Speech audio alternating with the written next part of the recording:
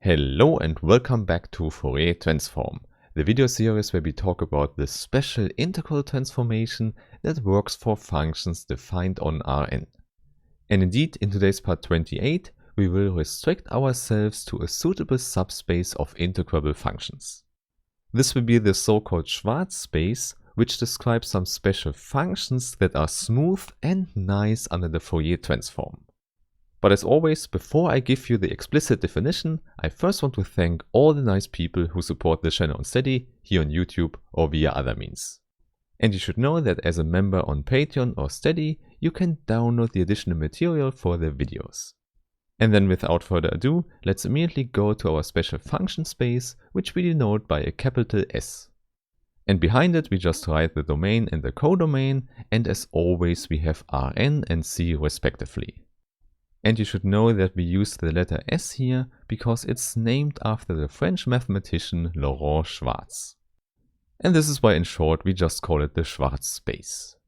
And the most important fact for us here is that this one is a proper subspace of L1. First, this means that the Fourier transform is well defined for every function in this subspace, but we will also see that the Fourier transform acts nicely on this space. Indeed, here I can immediately sketch a typical graph of such a function. And there we have exactly two properties. On the one hand, it should be a smooth function, so C infinity, and on the other hand, it should be rapidly decreasing. This means the function goes fast enough to 0 when we tend to infinity. And this guarantees that the whole integral of the function exists. And in fact, rapidly decreasing here just means that it goes faster to 0 than any polynomial. So you see, we require much more here than just C infinity and integrability. However, soon we will see that this is exactly the correct requirement to guarantee that we don't leave the space when we apply the Fourier transform. But first, we should formulate the precise definition of the Schwartz space. And as already discussed, it should be a set of functions defined on Rn and with codomain C. And now let's write down the two conditions that we have discussed before. First, we can just say that f is in C infinity, which just means that all the partial derivatives of f exist. This means no matter which multi-index alpha you choose, d alpha f exists. And now what we actually want is that every such partial derivative is also rapidly decreasing. Therefore, the function should go faster to 0 at infinity than any polynomial. And in fact, we can estimate any polynomial by taking the standard Euclidean norm of x. There you just need to know, if we square this norm, we have a quadratic polynomial. And then a higher degree polynomial we just get with a natural number n as the next power. And now you see what we want is, regardless which n and alpha we choose here, we always want that this term goes to 0 when we send x to infinity. However, since x lies in Rn, it's simpler to just describe this limit process by a supremum. So we take the supremum of the absolute value here, and this one should be a finite number. Clearly this is always finite if we just consider a compact set, which means this guarantees that we have the behavior at infinity as we want it. So we simply say that this supremum is not equal to infinity. And as already mentioned, this should hold no matter which multi-index alpha we choose. And we can also make the degree of the polynomial as large as we want. So there we have it, this is the whole definition of the Schwartz space. And if you don't like this name, you can also say this is the space of rapidly decreasing functions. And moreover, please also note that there are different possibilities to describe the same behavior that we want here. This simply means you could also estimate with other polynomials here in the front if you think that's nicer. In the end, it's just important that we can increase the degree of the polynomial as much as we want. For example, it's also possible to avoid the supremum altogether if you bring this polynomial to the other side. This means you can describe a Schwartz function f by using normal estimates. More precisely, you would also say that you can change the degree with our capital N, and we also consider any multi-index alpha for getting our partial derivative, and then what we get is a constant c that holds for all the values of the partial derivative of f. the values are always below this constant c divided by the polynomial. And because of that, we don't want that the polynomial has the value 0 at all. Therefore, we just consider 1 plus the standard norm of x squared, and then to the power n as always. So this is the estimate that should hold for every x in Rn. Indeed, it's not so hard to show, but if you want, you can write down a proof for this equivalence. Nevertheless, you should also see that this inequality means that if we send x to infinity, then we go to 0 faster than any polynomial. So very well, and now I would say, let's bring this mathematical definition to life and let's look at some examples. And in fact, we already know a whole collection of Schwartz functions because we have the compactly supported C-infinity functions. Obviously, these C-infinity functions are also smooth and they go to 0 at infinity. More concretely, they are already exactly at 0 before infinity. Indeed, compactly supported means that the non-zero values can only lie inside a compact set. And the typical example you can see here in the sketch, this is a C-infinity function, but it's already equal to 0 outside of the unit ball. And otherwise, the values are given by this nice exponential function, which is smooth.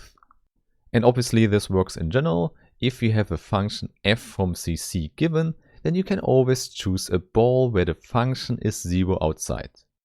And if we have this, then it's also clear that we can satisfy the condition from above. Hence, let's simply write down the supremum from before, and then we immediately recognize that the maximal value we can have for our standard norm of x is given by this radius r. Simply because if we choose a vector that does not lie in the ball, the other term here will vanish and bring everything to 0. And this also tells us that for the estimate here, we can just take the supremum norm of this continuous function. This is definitely a finite number because it's the supremum norm over a compact set of a continuous function. In other words, the conclusion is that the whole thing here is always finite. So this shows what we have already expected. If we are already at the value 0 exactly, then we are definitely also rapidly decreasing. However, please note, this only works because we are also smooth in our CC infinity functions. This means that the indicator function from the last video is definitely not a Schwartz function. So maybe you could also say this one is also rapidly decreasing, but it's not smooth and therefore not a Schwartz function. This is important for us because we also want to deal with all the derivatives of the function as well. On the other hand, we could also have the opposite case where we are smooth enough but not rapidly decreasing. So for example, we could also take 1 over a polynomial. And maybe to keep it simple, let's formulate the polynomial with the Euclidean norm again. So here you see all the partial derivatives exist and they also go to 0 when we go to infinity. But the problem is simply, it's not fast enough in the decay. And in order to see this, we just have to take the capital N greater than this given m. And then we can do the multiplication as before, and we don't need any multi-index, we can choose it as 0 and take the function itself.